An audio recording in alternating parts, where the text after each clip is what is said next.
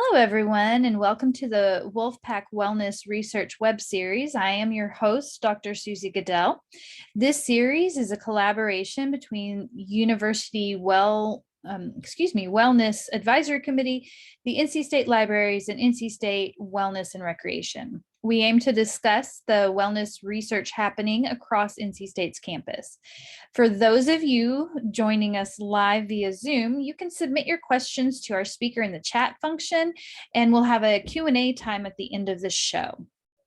So today's guest is Dr. Vanessa Volpe. Dr. Volpe is an applied developmental health psychologist with a focus on the reduction of race ethnic health disparities. She studies the ways that racism and other intersectional forms of oppression impact the stress-related health and healthcare outcomes of Black people across the African diaspora, in the United States. Thank you for joining us today, Dr. Volpe. Great to be here. Thanks. Yeah. So as we get started, can you tell us a little bit about your research and you and your research lab? Yeah, absolutely. Thanks again. I'm so excited to be here. A little bit about me that I hope will help frame our conversation and the work. So as you mentioned, I'm an applied developmental health psychologist, which is a lot in one mouthful. So maybe I'll just unpack that a little more. So I'm applied in that my work focuses on applying psychological theory and knowledge to real world social issues. So the social issue that I specifically tackle is, as was mentioned, racial health disparities and specifically issues of inequity and racism. So that's kind of how I'm applied in many ways. And then I was trained as a developmental psychologist originally, looking at the intersection of mental and physical health, particularly for Black adolescents and emerging adults. So focusing on the unique aspects of those periods of life that might pose health benefits and health risks. And then I'm a health psychologist, which can mean a bunch of different things, but in the psychology realm, health psychologists basically apply our understanding of human behavior, thoughts, feelings, social interactions to our understanding of physical health and healthcare access and quality and things like that. So we use our understanding of psychology to primarily understand things like pain, stress and coping, medication adherence, and working with some, not myself, I'll mention that in a second, some folks who are clinical health psychologists also work on some of these issues of certain diagnoses, stress related to diagnoses or medication management, things like that, in hospital settings and in outpatient settings, including health promotion, things like diabetes self-management. So that's a little bit about me. I am not a clinical health psychologist, so I don't practice. I know many of you on the call or watching later might be practitioners, and I'm super excited to hear about your experiences and how we interface. So that's a little bit about my background. I've been doing work in this area on racism since my training began in 2011. I like to mention that because for some folks, thinking about racism is relatively newer. For me, it's been kind of a hallmark or cornerstone of my training for a while now. I began, and I'm the founding director and current director of the Black Health Lab, which was actually began in 2014.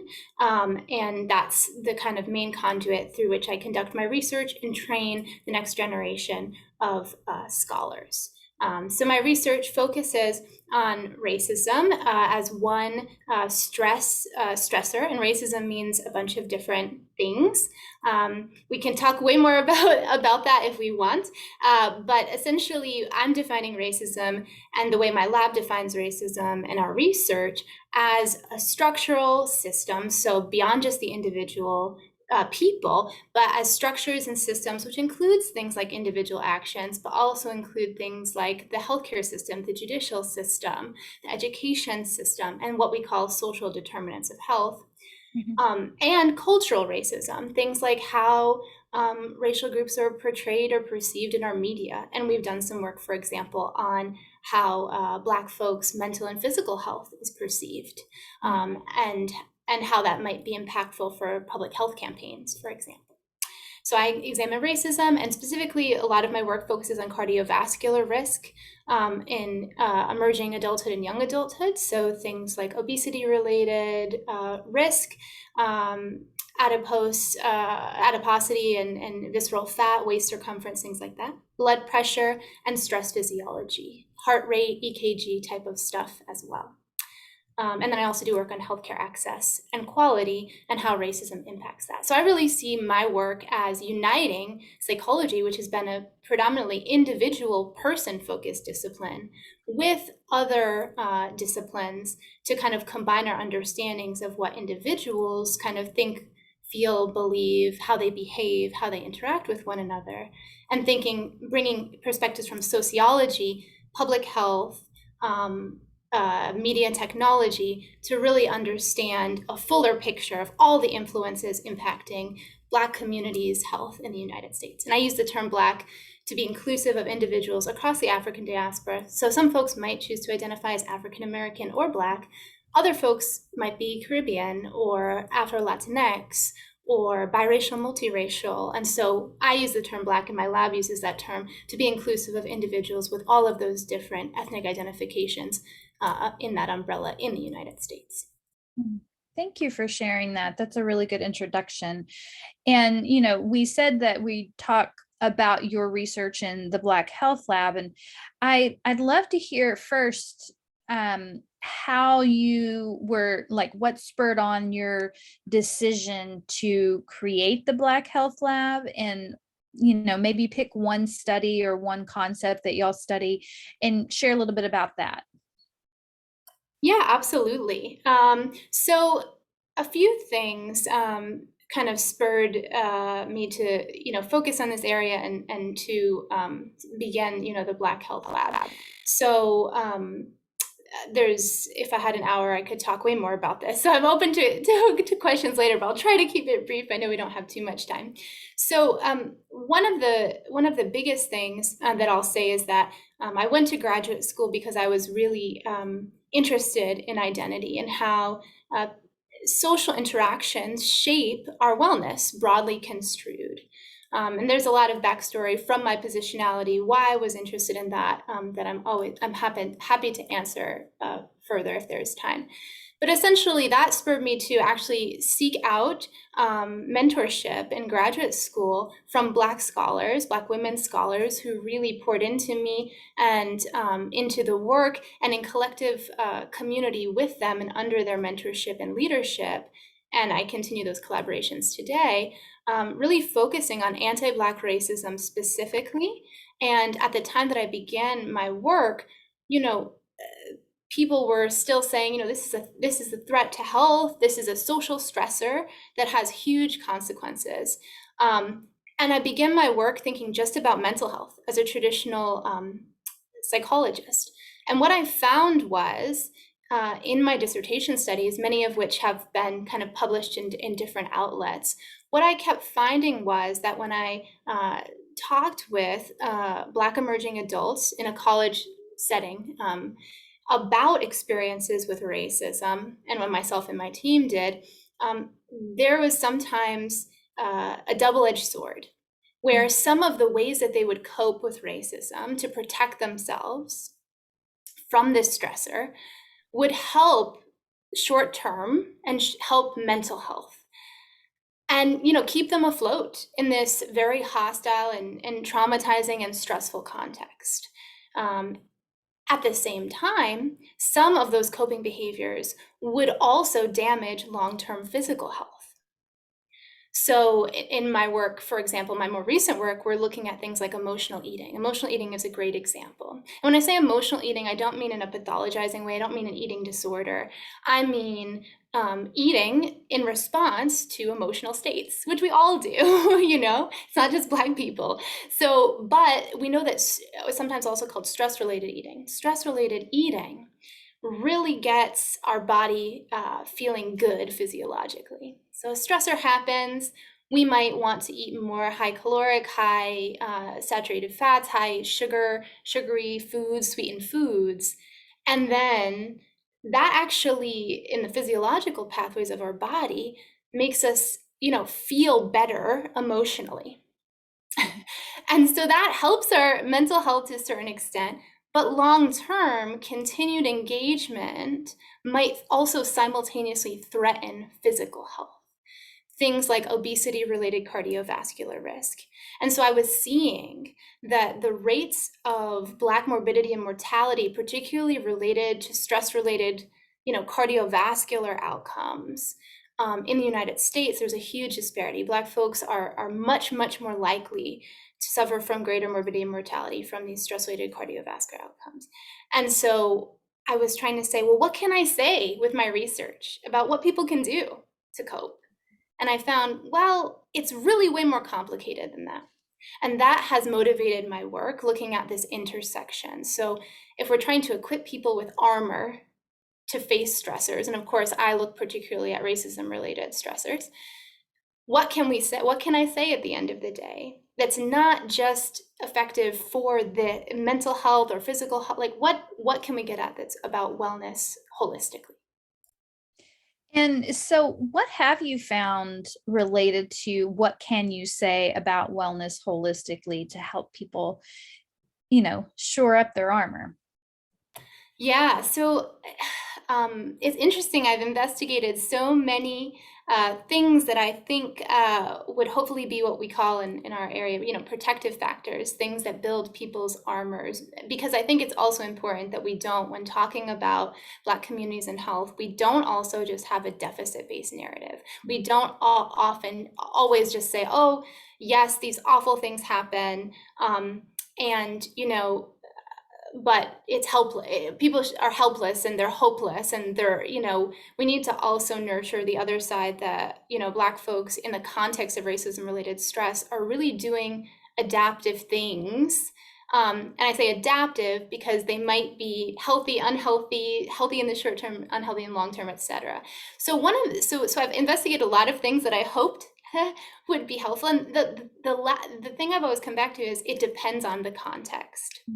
And it depends on the context, and it depends on other structural factors that as health psychologists we might not always consider. So I think a few things come up frequently. One is one of the most robust kind of coping strategies that I've found and that others have found in this area has been some form, some iteration of social support.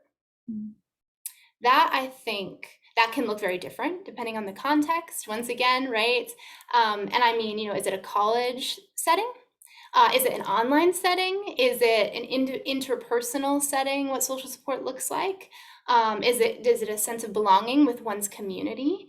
Neighborhood level factors, like what is that? That will change. But over and over again, social support in some way, shape, or form as social creatures tends to be beneficial for both mental and physical health in a variety of ways. And we've examined different forms of that across time. Another aspect specifically for Black communities has been racial identity. So when I say racial identity, I mean the meaning and significance that Black people in America make of their racial group. So sometimes people use racial identity just like, oh, you identify as Black, but for psychologists, what we mean is how you view Black, how do you believe others view Black people in the United States? How important is being Black to your own self-concept? And things like, how do you feel about being Black? And then there's also other things like ideologies that I won't get into about what Blackness means in America. Racial identity, having a sense that you feel positively about being Black, despite being in a society that often says, Black people aren't valued, Black people, Black people are, not healthy, Black people are has all these derogatory, negative messages about Black people. Having a sense of being positive about your racial identity is often very helpful. The racial identity literature, though, is not always consistent. So if something is really important to you and you experience a lot of racism around that aspect of your identity, it could also exacerbate the stressfulness. So if it's really important to me to be a woman, let's say, and I experience a lot of, sexism frequently and it's very stressful to me, the importance of being a woman, even though that might be an important part to me, it might also exacerbate those feelings or create something we call anticipatory stress, hypervigilance, rumination, these types of things. So I'll say, social support and racial identity are some good leads that we have consistently currently in the literature. But I will also say context of those, who they're received from, what they look like, in what context matters, and the larger structural context matters. So for example, if we're thinking about what can we do to what can we say to Black communities who are experiencing racism and potentially health threats from racism?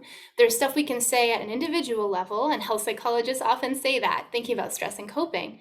But that's kind of one aspect, and that's in many ways a band-aid, right? So we can help people navigate and build their armor, but we also have to look at the structural or institutional or cultural factors that continue to perpetuate the risk in the first place. Because stress from racism is an identity related, it's basically saying your social identity is constantly under attack. And you don't know when it's going to happen, right? It's all the characteristics of stressors that we don't like for health. It's, it could happen from anyone at any moment in time. You have to be super hyper vigilant. Of course, there's been many recent events, right, that show us that it's dangerous to be Black, not just for morbidity, and mortality in a health context, but literally physically dangerous. So some of my work has also showed that coping with racism is challenging, and there's different short and long term. So for example, if someone is pulled over by the police while they're Black, and they're Black, what does active coping look like in that context? We often like to say in health psychology, active coping is better. You're facing the problem head on, you're doing something about it, you're agentic. But in the context of being pulled over by the police or something that is not safe, right, we have to understand the context of that, and how do we figure out what to do in the structures simultaneously as helping people build their individual armor. That was a lot. I'm really passionate about this, clearly, so I'll stop here, but those are my initial thoughts. No, that's great. I mean, we want to talk to people who are passionate about the wellness work they're doing. So what kind of response have you gotten about your research and the findings that you have so far? Oh, you cut out a little. I heard about your research and... Okay, so I said, what kind of response have you gotten about your research and your research findings? Yeah, do you mean a response from whom, I guess, if I could? Anybody. Yeah. You choose. Okay. Yeah, I will say, I'll say a few things to that. I'll say that, we live in a very sociopolitically charged time, and that has made doing this research somewhat challenging, because sometimes, when I'm talking about racism, I'm talking about a system, right? I'm not talking about, sometimes there's a resistance, an understandable resistance from people, majority white people, if we're talking about race specifically in the United States. And I myself am white, right? So there's there's many layers to this, but there's sometimes a concern about, oh my gosh, how did I not see it? What's my part in this? How do I make a difference? And then there's also sometimes backlash from others, given the socio-political climate. So I will caveat it with that, but I will say that, I think that I've been so privileged and humbled for the response to my work over the years to have, I think and hope, kind of change, I will say, some challenged in a healthy way, some of our notions in psychology as an individual level field. So I really see my role as saying, yes, psychologists have a role in helping people build their armor, but they also have a role in thinking structurally in collaboration with others in different fields. And I say that because I think that has helped. I've gotten feedback that has helped. Some of the articulations of our work have helped push the field towards greater recognition that, you know, we need to think structurally as psychologists, as practitioner, as providers, right? Even if we can't change the thing, we need to understand it's not just a matter of individual willpower, or it's that people aren't eating right, or things like that, right? And so I think that that's gone a long way. I will also say that I've been really humbled and privileged that folks that I work with and other folks who have contacted me also see themselves in the work, and I think that that's important. So certainly, my positionality and why I lead this work matters, and how do I do that responsibly as a white person? I think that's once again, we could have a whole nother session on that. So that's important, but I work very collaboratively with teams of folks in different disciplines, Black communities, Black scholars, Black trainees who have a similar and different angle. They are also trained very well in the science of all this, but they also have lived experiences that are super crucial to making this research valid, to making this research applicable for real world and real people's lives. And they're committed. And I think that they also see themselves represented in the research and not in a deficit-based way. And I think that gives me hope that this research, even slowly, as we do in our research lane, is having some kind of impact and will continue to have an impact as we move towards actually the development of interventions from some of our more basic research that we're conducting right now. Thank you so much. That's wonderful. So we're going to switch. Hopefully I don't freeze up too much. I'm having some internet issues today, but we're going to switch and do a Q&A time. So it is now time for the audience to type in their questions or raise their virtual hands to ask questions of Dr. Wolfpack. And while they're typing away, I am going to ask one more quick thing. What's next?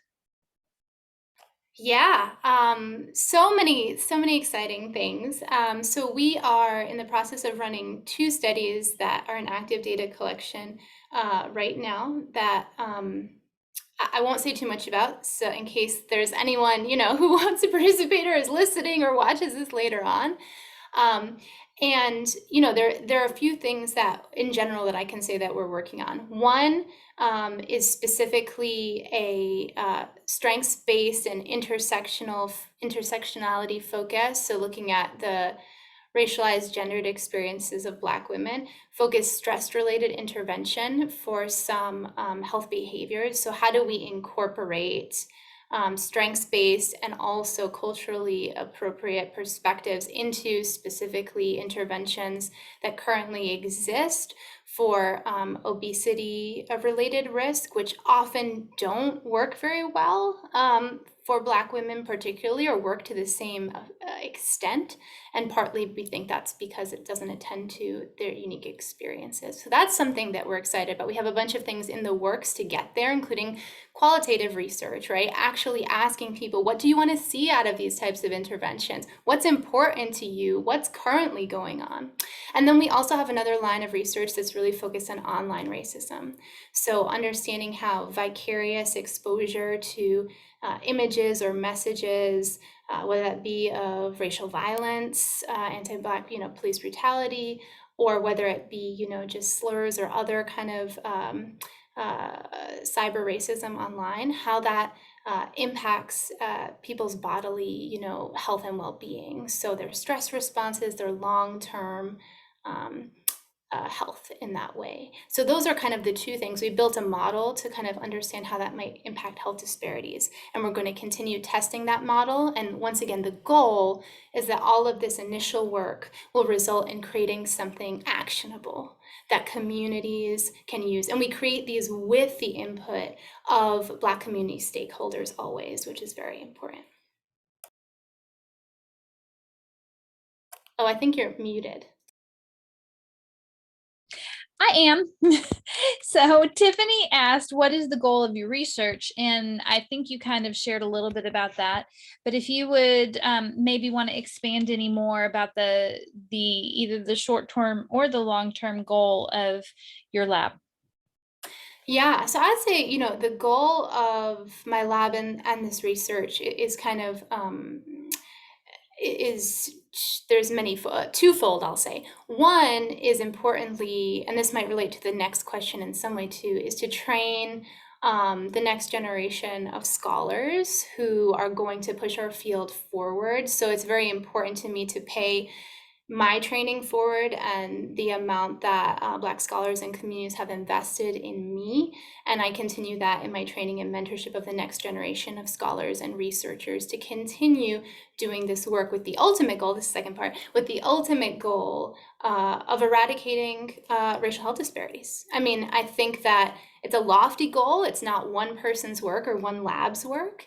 But that's what we're aiming towards. And we're aiming towards doing that by providing, some help with the armor while simultaneously working towards what are systems level interventions, what are systems level changes that we can put the individual in this context, and we can put the context of power and race relations and racial hierarchies that have been created in the United States into perspective to eradicate racial health disparities and inequities. So I guess the goal is racial equity in health and healthcare access for Black American communities across the diaspora. Yeah, it's lofty goal, but you'll never reach it if you don't try, right? Right. So Cindy asks, could you say a bit about the role of the lab in the Black Health Lab? Is it a space or a collection of researchers or project name or some other structure? Yeah, thanks for that question. Lab, I realize lab is such a traditional psychology word, and maybe biomedical sciences too. But yeah, so it's a research group. There is a physical space as well. So essentially, I'm the principal investigator and director of the lab. It involves a group of, I have currently 3 PhD students, several undergraduate trainees, and I might have postdocs in the future, or other things like that. But essentially, it's a collective group of those who focus on research who are all working on the goal or the mission that I just said. And we have several projects within the lab that might be going on at any time. So usually we have about 2 or 3 studies in active data collection at once. And we're approaching these challenges and these things we're trying to tackle from different angles at the same time with different research studies. We do have a space in Cox Hall, Cox 515, where we run studies as well and bring participants into the lab for physiological data collection, where we calculate, waist and height and waist circumference. Weight and height and waist circumference. We hook folks up to ambulatory blood pressure monitoring devices. We also have sleep watches, so actigraphy watches, to monitor kind of this real world what some health challenges might be. And we also, of course, do EKG and impedance cardiography in the lab as well.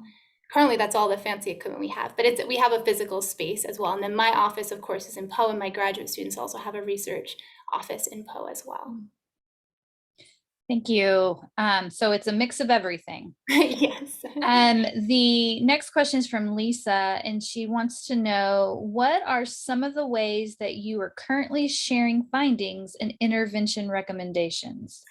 Yeah, that's a great question. So, of course, we have our traditional academic routes, which I can talk about at length. But I'll steer more towards kind of other, maybe non-traditional academic ways, because that's very important to us.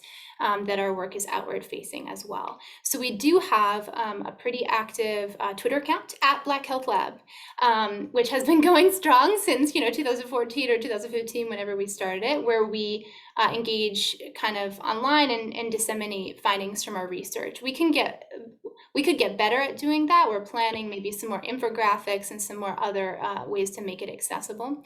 We are also in the process. COVID has disrupted some of these plans, to be quite honest, but we are in the process of collaborating with the African American Cultural Center on campus to do some community kind of events and programming and partner on programming with them.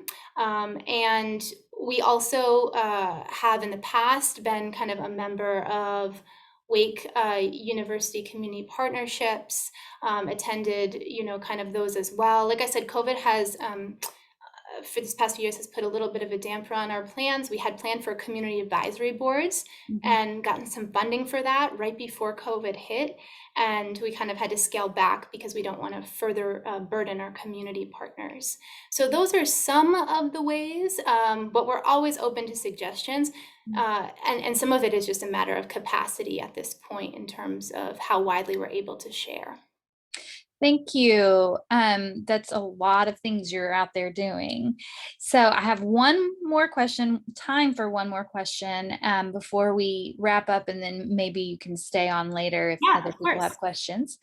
But Maxine shares, as an African American who wasn't aware of the recent violence against people who look like her, she has her choice is to steer away from the news and reading articles. So she's asking for you to suggest how she and other people in her circle can cope with yet another incident in 2022. Yeah, this is, I appreciate you sharing that. This is really heavy stuff, and it's nothing new too, right? It's also about the chronic accumulative nature of this. So one thing that the research does say is, certainly steering away from or minimizing engagement with the news as a protective coping strategy is very effective. And if you have to take a break from that, uh, do so, because there's a lot of research that shows that engaging and even just like on social media, for example, or even watching the news, right? Scrolling or you might not even be looking for things. Not many, I guess some online forums now have a thing where hopefully it'll say, this content, it won't automatically play content that could be traumatizing, but it's always a risk, right? And it's shared constantly. So actually it's a very protective aspect to disconnect, according to the research, for however long you need. There's a fabulous toolkit it's called, I'm going to blank on the lab's name. Maybe it's the Shivare lab. I don't know if I'm pronouncing that correctly, but it's I can always send it along afterwards with some additional resources. But it's called a toolkit for resisting racial trauma, or sorry, resisting racial hate or something like that. And it's created by people of color, and it has some fabulous suggestions in there for coping. There's also the academics for Black Survival, Black Survival and Wellness, headed by Dr. Della Mosley, who actually now also runs the Wells Healing Collaborative in Durham. She moved from the University of Florida, and she is having a bunch of community-focused events. I've also seen some information about community healing networks and community-focused support. And so once again, related to social support, but like being in community with others, and also knowing yourself, right? But being in community with others to process these things is often, very helpful, because if you can find things focused on liberation, so these things are awful, but it's also sometimes about envisioning, what comes next. How do I not only cope with this, but how do I thrive and work towards liberation? That might be engaging in activism, though activism also can cause additional stress, right? That might be being in community with individuals you trust, also with a larger community of folks who are grieving and going through this. That might be disconnecting. So those are some examples, but I'm happy to write down your name or email if you want to put in the chat, and then send along some additional resources. And I've shared also some of them on our at Black Health Lab Twitter, and through my own Twitter account, which is at Dr. Vanessa Volpe. So I can also pull those together. And I probably have some additional resources I can send as well from that. Thank you. That was from Maxine Shelton, and I did find the link to the toolkit for coping with racial trauma, and she just shared her email address in the chat as well. So unfortunately, you said you could talk for an hour. I think we could talk for a day or more about this, such an important topic. But unfortunately, that's all the time we have for today. So again, I want to thank our guest, Dr. Vanessa Volpe. I always have to slow down when I say it, for speaking with us about her research on the Black Health Lab. And I want to thank everyone for watching. And I want to remind you that we broadcast every third Friday of the month at 2 p.m. Eastern Standard Time. Next month's show will include an interview with Dr. Annie Hardison Moody from the Department of Agriculture and Human Sciences, and she'll be talking about religion and health. So you can find more information about the Wolfpack Wellness Research web series and our previous show recordings at our Wolfpack Wellness website. I am your host, Susie Goodell, and until next time, be well.